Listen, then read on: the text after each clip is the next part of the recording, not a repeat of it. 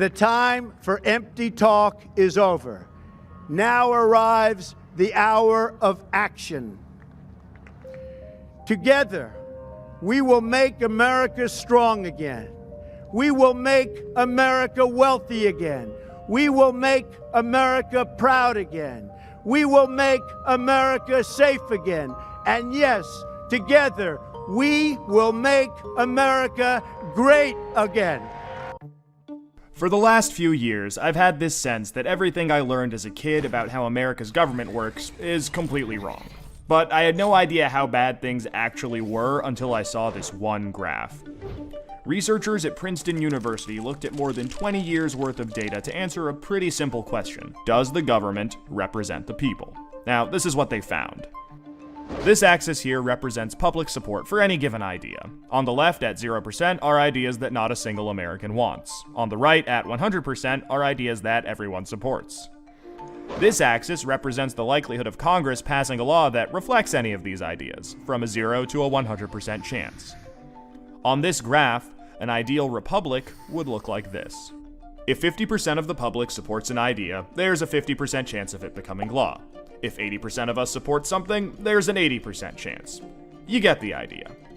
Now, most Americans would probably agree that, with a few exceptions, we should be as close to this ideal as possible. Unfortunately, the way America actually works doesn't even come close. Take an idea that nobody supports, literally nobody, and it has about a 30% chance of becoming federal law. Now, take an incredibly popular idea, the most popular idea this country has ever seen, and there's also about a 30% chance of it becoming law. This means that the number of American voters for or against any idea has no impact on the likelihood that Congress will make it law. Put another way, and I'm just going to quote the Princeton study directly here, the preferences of the average American appear to have only a minuscule, near zero, statistically non-significant impact upon public policy. So if you've ever felt like your opinion doesn't matter and that the government doesn't really care what you think, well, you're right. But there's a catch. This flat line only accounts for the bottom 90% of income earners in America. Economic elites, business interests, people who can afford lobbyists, they get their own line.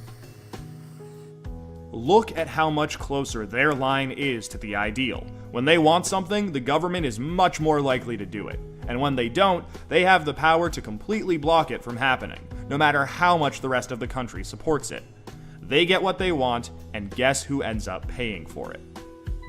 We pay for it with the most expensive healthcare in the world. We pay for it with a tax code that's a complete mess. We pay for it with internet that's slower and more expensive, with wasteful spending, a floundering education system, a catastrophic drug war, and 1 in 5 American children born into poverty. Almost every major issue we face as a nation can be traced back to this graph. How does this happen? Well, just follow the money. Right now, it's perfectly legal to buy political influence in America. Here's how it works. Let's say a big bank wants a law that would force taxpayers to bail them out again if they repeat the exact same reckless behavior that crashed the global economy in 2008. Not exactly the most popular idea with the public, and Congress knows that. That should be the end of it. But that's where the money comes in. It's perfectly legal for our bank to hire a team of lobbyists whose entire job is to make sure that the government gives the bank what it wants. Then those lobbyists can track down members of Congress who regulate banks and help raise a ton of money for their re-election campaigns. It's perfectly legal for those lobbyists to offer those same politicians million-dollar jobs at their lobbying firm. Then, those lobbyists can literally write the language of this new bailout law themselves and hand it off to the politician they just buttered up with campaign money and lucrative job offers. And it's perfectly legal for those politicians to take the lobbyist-written language and sneak it through Congress at the last second. So now you've got a law that greatly benefits the banks, and the whole process can start over. This is how a bill becomes a law. A special interest hires some lobbyists, those lobbyists collect campaign contributions, offer jobs, and then write the laws that Congress then passes to help those same special interests. This happens every day on every single issue with politicians of both parties. In the last 5 years alone, the 200 most politically active companies in the United States spent $5.8 billion influencing your government. Those same companies got $4.4 trillion in taxpayer support. And that's trillion, with a T.